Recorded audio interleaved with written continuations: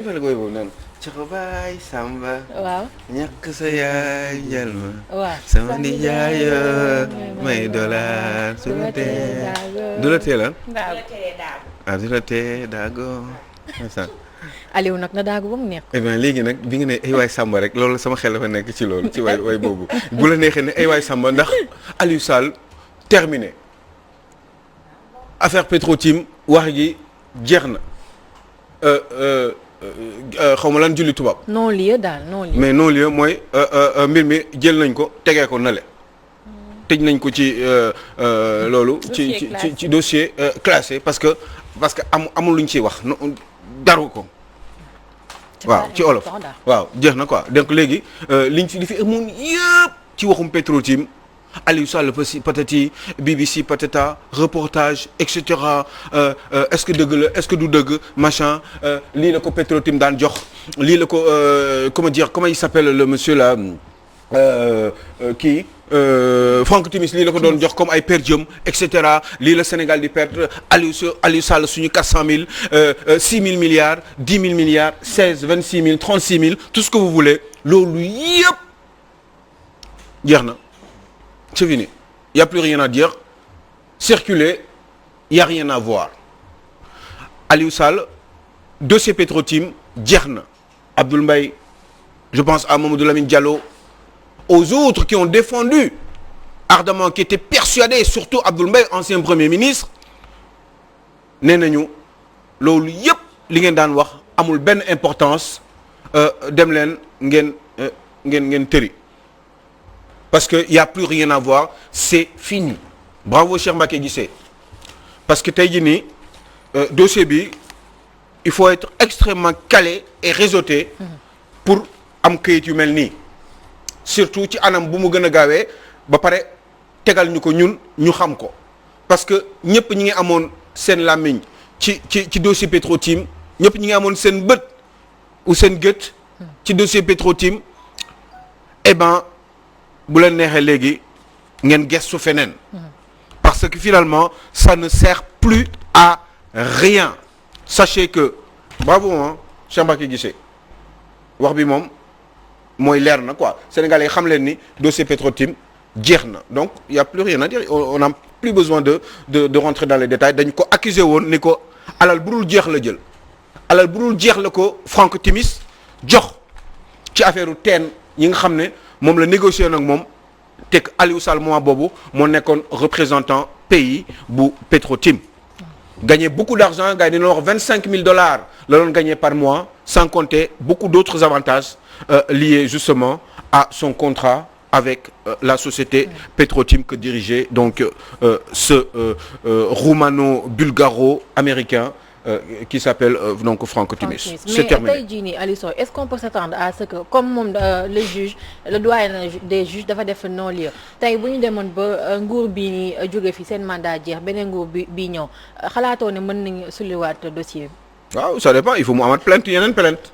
bu plainte ñëwaatee boobaa dañ koy yëkkati bu ñu bàyyiwul. waaw bu ñu bàyyiwul quoi bu ñu bàyyiwul mais nii c'est fini on n'a plus le droit d'en parler. Évidemment, je m'entends bien quand je dis on n'a plus le droit d'en parler. On peut toujours soulever d'autres griefs wax ci ak yu demee noonu mais à mon sens ça ne va lii daal en tout cas wax bi nii ci nguuru Macky Sall c'est fini. C'est fini. Maintenant beneen nguur bu ñëwaatee xëy na mën nañu ko déclencher waat wala une autre plainte d'un citoyen avec des nouvelles preuves. ak yu demee noonu bu boobaa preuve yu bees yooyu xëy na peut-être juge bi mën na ko càmbaraat pour que éventuellement s'instruire là-dessus et puis éventuellement xam ndax dañuy defaat beneen investigation waaw wala déet mais il faut qu'il y ait une nouvelle accusation nouvelle plainte boo xam ne day ànd ak ay këyit yu bees ay preuve yu bees yoo xam ne bokkul dara mais fii nii de je crois que ni ci dossier bi amul luñ ci waxul wax nañ ci lu nekk donc kenn ku mu mën a indiwaat beneen lu bees loolu kese mooy war a mën a tax juge bi instruire waat encore ci këyit boobu tijjiwaat dossier boobu mais bu boobaa du doon ci li ñu jot a xam ba pare il faut mu doon quelque chose de tout à fait nouveau. D'accord de toute façon nag taamu nañ ko ci ñoom nag mis nañ ko ay non-lieu yii nii yu mujjul fenn comme ni ko sénégalais yi di waxee su yëf amee rek ñu ne du mujj fenn te moo nekk nii te ñu ngi koy déplorer bu baax a baax dossier Thione Seck aussi c'était un non-lieu. Dossier Thione Seck aussi non-lieu la woon je pense. donc ñu daal di daal di jëli suñu bos bu baax bi Walf Quotidien. Walf Quotidien li nga xamante ni def nañ ko ci seen une tey bu ñu jógee ci rakk ji ñu dem ci mag ji rek comme ni ñu koy defee fan yi avenue Cheikh Anta Diop Macky passe un sale quart d'heure alors ni kiy démb ndeysaan suñu président Macky Sall dafa demoon doon inauguré locaux service des maladies infectieuses bu bees bi nekk fële ca Fann. sachant que ni kii moo koy jiite dund na fa lu metti nag ak étudiants yi parce que xam nga Fann moom boo fay dem forcément di nga romb étudiants yi ak gàngoor gi tout ce qui est oui délégation étudiants yi daal seen ay fenêtre la ñu taxaw di ko yuuxoo di ko yekk lu metti daal. moi je pense que ni c'était pas la peine. parce que il s'agit quand même d'une institution présidentielle. te foofu li ko fa indi woon c'était pour que mu vérifier pour que mu constater de visu tabax yooyu ñu tabax foofu ci biir hôpital Fann muy centre bu bees la boo xam ne ci affaire u maladie infectieuse maladie yoo xam ne dafa lié ak ay infection yu yaram ak yu demee noonu d'ailleurs il faut rappeler que ni c'est le professeur donc Ousmane Seydi Ousmane la tudd professeur Seydi waaw Seydi ah Moussa Seydi Seydi moom moo ko jiite un éminent professeur de médecine vraiment spécialisé surtout en maladies infectieuses moom moo ko jiite donc centre boobu la Macky Sall ñëw bu bees bi ñu tabax ci biir hôpital Fann la Macky Sall ñëwoon di doon inaugurer ouverture bi je crois que c'est un président de la République quand même c'est une institution on peut critiquer justement sa politique la manière de gérer le pays on peut ne pas être d'accord mais bu ñëwee di vérifier loolu waruñu taxaw dañu war a yéegal niveau yi quand même Fatou quand on a des choses à dire et qu'on n'est pas d'accord avec une institution quelle qu'elle soit que ce soit présidentielle ou même ci wàllum parlementaire wala yu demee noonu mun ngeen ñëw taxaw ngeen wax ko yaa ngeen koy wax chaque jour mais jarul ngeen taxaw ci fenêtre di yuuxu ak yu demee noonu on n'a pas le droit d'humilier notre institution et il se trouve que institution boobu ki koy représenté moom mooy le président Macky Sall donc je suis totalement Fatou en déphasage déphasage parce que le S entre deux voyelles se prononce Z donc déphasage donc voilà. Donc du coup je suis donc totalement en déphasage avec ce qui a été fait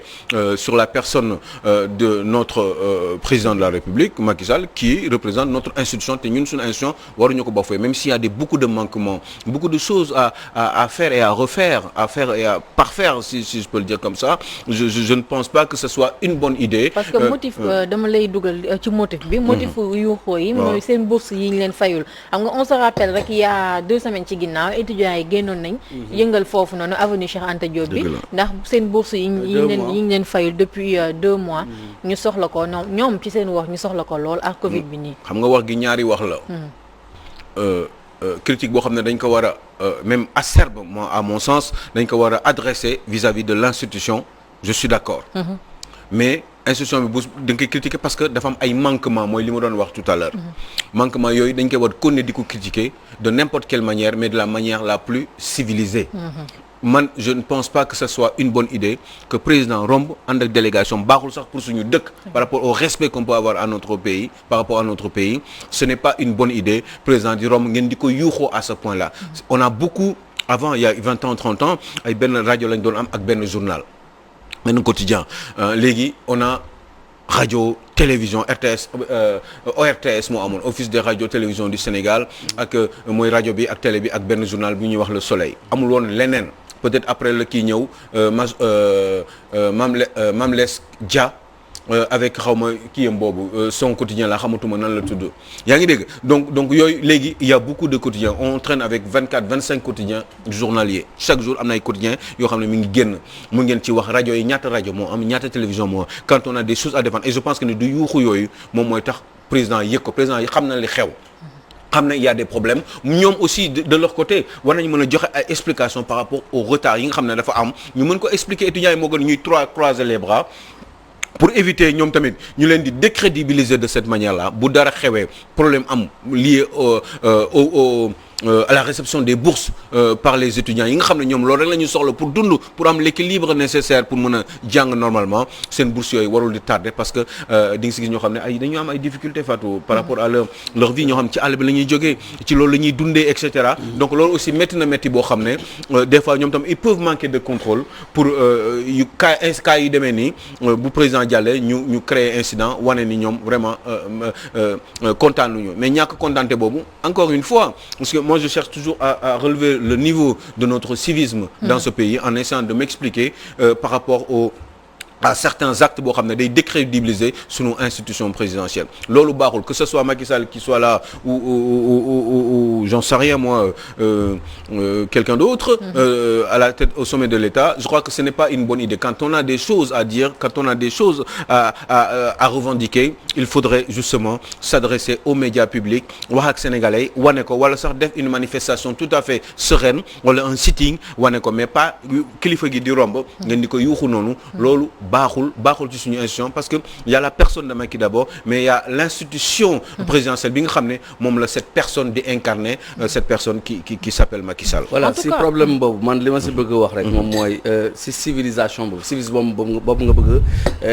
étudiants yi tegu si pour man tamit en tout cas c'est une chaîne pour man tey jii ñoom sitting boobu nga xam ne dañ koy bëgg a def bu ñu ñàkkee jot seen bourse il faut également la police encadrer leen si loolu mais li ñuy seetlu moom mooy ñoom suñu bëggee doxu ñëw wala toogaayu ñaxtu maanaam champ de bataille lay doon donc sànni xeer la lakk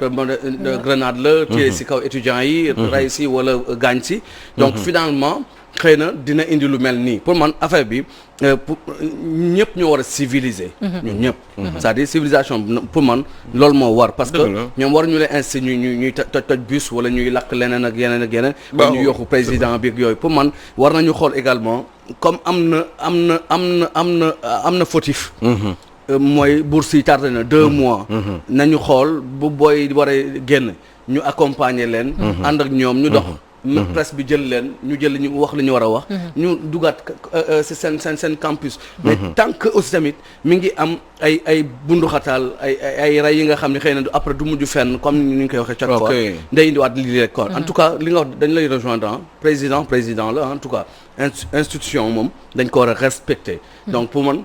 tey bu ko beneen pays doon ŋaañ ñun dañu waroon taxaw défendre suñu président kon ñu ñoo si war a jiitu voilà donc mais en tout cas pour man daal en tout cas civisme boobu dafa war a law fépp ba ñu civiliser bañ a xeex di wala ñuy xiiro wala ñu ŋaay wala ñu ŋaañal wala ñu rayante suñu biir tey jii boo xoolee étudiants yi wala bokk Sénégal ak les populations wala comment dire la police la gendarmerie amuñu dara contre parce que tamit professionnel lañu quand même mais dafa mel na ay ennemis lañu entre police bi ak population bi pour ne pas dire ak étudiants yi sax mais population en général te loolu moo fa war a jógee mais ma aussi moom waxul li mu wax dafa am solo bu baax a baax Aliou Sow parce que man moom sincèrement bokk na ci li may déranger ci dëkk bi rapport d'animosité bi am entre les forces de l'ordre ak la population rawatina nag les forces de l'ordre ak étudiants yi parce que tey Aliou Sow man je déplore la présence de la police ci biir li nga xamante mooy campus bi j'ai pas eu la chance de dem ci yeneen universités yi di xool mais par exemple bu Saint-Louis man gisuma ko fa mais bu Dakar pourquoi rek université bu Dakar mu am présence li nga xamante mooy force de l'ordre ci biir man loolu jaaxal na ma lool te waroon na mën a ñàkk mooy rejoindre civilisation bi nga doon wax tout à l'heure mooy li moo ko rek mais je crois que la faute première incombe à l'État du Sénégal parce que ñoom ñoo waroon am un comportement boo xam ne dégg nga moom loolu du leen ci fekk par anticipation parce que day mel ni borom kër gu am ay problème rek faute bi borom kër gi la c'est normal ay xale buy nekk di ngaañoo kër gi am ay problème ay dissension ay xëccante ay karaw ak yu demee noonu ci biir kër gi góor yeeg jigéen yi kenn déggowul xuloo bi am seytaane nekk ci biir kër gi boobu da ngay dem xoolaat góor gi borom kër gi d'abord après nga doog a dem seet yaay ji et cetera donc je crois que lii yëpp fi xew nii di ñu koy wax di ko décrier je crois que c'est la faute à l'État du Sénégal mais l'État du Sénégal représenté par qui et par le président Macky Sall et par ceux qui l'ont précédé aussi parce que j'ai une petite question est-ce que yeneen université yi en France wala feneen ak feneen ni amee fi élèves par exemple PS PDS je sais pas APR est-ce que étudiant du moins est-ce que dafay am si yeneen université parce que duñu sentir ñoom si seen politique wala si seen doxali wala seen jàng wala seen ay revendications ñuy wane parce que yooxu yooyu tamit loolu da koy indi aussi parce que parmi les étudiants dafa am ñoo xam ne ay opposants la ñu voilà c'est ça mais xam nga foofu mooy li ma l'expliquer rek moo tax ma ne la bon c'est ça en Europe am na fa man bokkoon naa ci kii syndicat étudiants yi yoo xam ne UNEF la woon yaa ngi dégg mais ils sont non waaw non mooy li ngay wax. non pas kii mais da ngay bokk ci kii association président yi quoi. UNEF quoi mooy Union nationale des étudiants de France. mais ñooñu ci mooy kii quoi mooy syndicat étudiants yi. yaa ngi dégg mais franchement mais ñooñu dañu amoon tendance aussi nekk ay nit de gauche. des gens qui étaient proches de la gauche et qui étaient contre la droite. présidentielle ñoom mënuñu woon supporter ay ñoom Sarkozy mënuñu woon supporter tous les présidents de droite ay ñoom Jacques Chirac ont eu beaucoup de problèmes ay Juppé ak ces gens-là. yaa ngi dégg par rapport à certaines politiques ci wàllum école bi ak université bi. non je pense que ni faute bi d'abord malgré que ñii aussi damay waxtaan ak ñoom parce que ay nawle lañu. te dama bëgg ñu changer seen comportement. bu fekkee dafa am lu ñuy revendiquer. je suis tout à fait d'accord même parce que quand même nee naa la ñoom amuñu leneen lu ñu dundee. maxu ci yooyu la ñu yaakaar la plupart dañuy ñëw Dakar parce que étude moo leen fi indi donc ci loolu la ñu yaakaar pour dund maintenant est-ce que ñoom seen bourse yi aussi bu fekkee dafa am problème état du Sénégal dafa waroon communiquer ci loolu wax leen lan moo tax et puis lan moo tax tout le temps problème bi di am toujours ñii ci xaalis boobu la ñu yaakaar da leen jox seen bourse ngeen def ko en priorité aussi parce que xale yi dañuy màgg ñoom ñoo war a téye réew mi ëllëg il faut ngeen jox leen seen xaalis ñu koy mu nekk priorité parce que gis naa yeneen yu ñuy def yoo xam ne vraiment man gëmoo ni xaalis bi waroon na dem foofu d'abord ci étudiants yi la waroon njëkk ak ci xale yi ci yi demee noonu donc boo leen ko joxul nag vraiment ñoom tamit comportement bi c'est déplorable mais aussi il faut comprendre aussi ñoom seen xol li ci nekk parce que nga toog amul étudiants yi ci loolu la ñu yaakaar pour lekk yaakaaruñu feneen te ba pare ils ont besoin d'équilibre pour mën a jàng normalement te toujours c'est les mêmes problèmes quoi moo doom am parce que on se rappelle de l'affaire Fallou Sène il a fallu que étudiants yi xëy yëngal ci suba gi ba seen moroom étudiant gaañu si ngoon si ñu leen di automatiquement ci ngoon si ñu fay leen seen i bourse loolu dañ koy déplorer bu baax a baax je crois que c'est parce qu'ils ne font pas bien leur boulot mais du foofu kese Sénégal en réalité ñu dañu liggéeyul quoi du dara mais dañu joobul quoi parce que ce sont des problèmes récurrents tout le temps c'est les mêmes choses xoolal déwén wala dans 3 mois vous allez voir encore problème même bu ñu ko fayee léegi nii même bu ñu ko fayee nii dans 3 mois dans 6 mois ce sont des problèmes qui se répètent tout le temps te loolu la amul mais problème bu amee boo leen ko lijjantee ba pare mais fexe leen ba mu bañ a amatiwaat parce que expérience bi daf leen war a jëriñ ngeen seet fan la difficulté yi nekkoon ngeen résoudre ko comme ça loolu dootul amati ouais c'est tout le temps répétitif et c'est ça que je ne comprends pas mën nañ ko régler seen bopp ci bu leen neexee donc rapidement soxla la ñu daal dem ci Vox Populi li nga xamante ñoom def nañ ko ci seen une bokk na ci li ñu doon waxtaanee fii démb sax ñoom tudd sax ministre de l'éducation alors tir de barrage contre le projet d'éducation sexuelle de l'UNESCO pas de module SVT pro homo à l'école ni ki démb la ministre bi Mamadou Talla génn doon à l'occasion de benn événement bu mu doon présider mu waxaale ca loolu ne gars yi li ñuy wax daal ay wax la rek mais loolu amul. Bon man je crois que ni bon à rappeler qu'aussi c'est bien bravo Vox Populi. SVT mooy science pour ñii di lire te xamuñu ko des fois. mooy science et vie de la terre. léegi xam nga loolu dafa doon benn matière boo xam ne xale yi dañ ciy koy jàng. yaa ngi dégg je crois que moom mooy sax avant ñun bi ñu nekkee xale observation lañ ko tuddee woon. yaa ngi dégg léegi SVT la tudd. donc maintenant gars yi dañu ne pas de module SVT pro homo boo xam ne dafay favoriser ay instinct wala ay attitude homosexuelle loolu nee nañ loolu warul am mais moi je crois que c'était pas ça qui est xam nga démb bi ma ñëwee toog ci plateau bi li ma leen njëkk wax mooy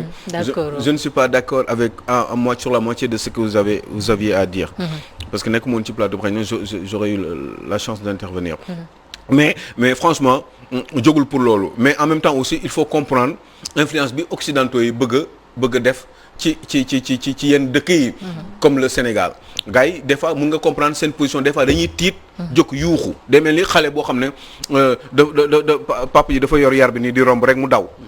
yaa ngi dégg parce que mi ngi yaakaar ne papa ji yar bi daf ko nar a dóor peut-être que papa bi sax daf ko jël pour yar bi lem ko pour denc ko bu mu gisee papa bi téye yar bi rek mu daw laaxatu parce que mi ngi xalaat ne papa ji da koy dóor fekk ne papa bi jógul woon sax pour loolu ko en fait dafa jógoon pour ranger yar bi parce que tellement que ne dañu am habitude ñuy influencer dans le système parce que dañu bëgg ñoom seen i culture ak seen i xeetu seen doxalin par rapport ak seen vie sexuelle ñu transférer ko dans ce pays là des fois bu ñu déggee benn affaire comme UNESCO lu mu proposé effectivement il y a beaucoup de facilité par rapport aux relations sexuelles en général yoo xam ne ñoom dañ ko bëgg a inculquer ñoom dañu gis xam ndax dañ ko bëgg sax mais seen des fois ñoom loolu seen mentalité la seen état d'esprit ñoom noonu la ñuy gisee gis-gis boobu dañu yaakaar ni tous les autres peuples qui doivent évoluer ñoom loolu la ñu war a mel dégg des fois ils font des propositions yooyu ñu def nag moom lañ ñëwoon di laaj Sénégal ak ñi téye dëkk bi pour ñu réfléchir ci est-ce que c'est possible ñu mu nekk wala mu bañ a nekk ñoom aussi am nañ droit aussi en tant que des gens qui sont ouverts sur le monde am ay relations diplomatiques am ay relations ak yenn structures internationales yi donc forcément bu ñu ñëwee il faut que ñoom tamit ñuy ubbeeku di gars yi am ñu leen di proposer ñoom ñu am lu ñuy tontu. démb rek am na benn image bu doon circuler amaana lii nii il faut que ñu ñëwaat si ma wanaale la sax image boobu